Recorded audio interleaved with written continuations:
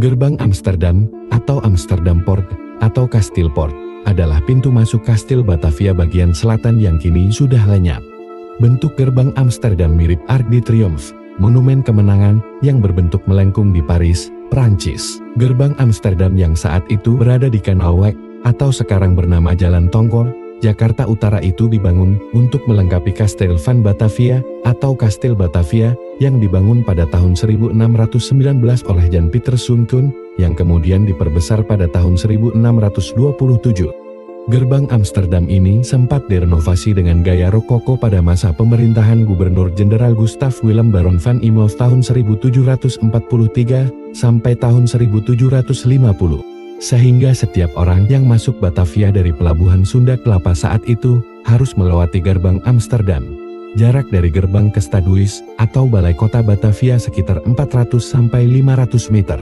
Saat masih berdiri, gerbang Batavia juga menjadi saksi bisu pelaksanaan hukuman mati, baik berupa hukuman gantung atau dipenggal.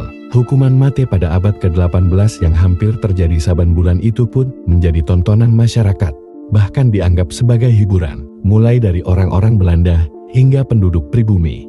Pesakitan yang dieksekusi, mulai dari penjahat sampai budak belian yang melakukan kejahatan atas laporan majikannya.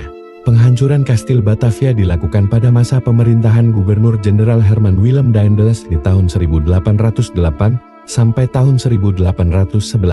Dan gerbang Amsterdam menjadi salah satu bagian dari kastil yang selamat.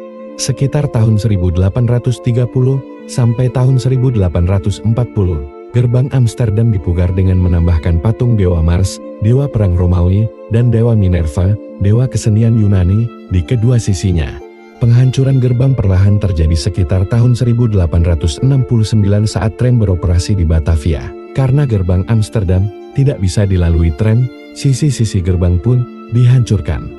Gerbang Amsterdam akhirnya benar-benar diratakan dengan tanah pada tahun 1950 oleh pemerintah Indonesia dengan alasan mengganggu lalu lintas, karena seiring dengan ramainya kendaraan di Jakarta.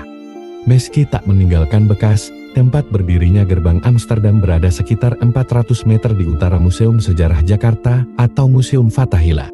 Kini, bekas lokasi gerbang menjadi kawasan permukiman yang sehari-hari banyak dilewati truk dan kontainer dengan jalur kereta api melintang.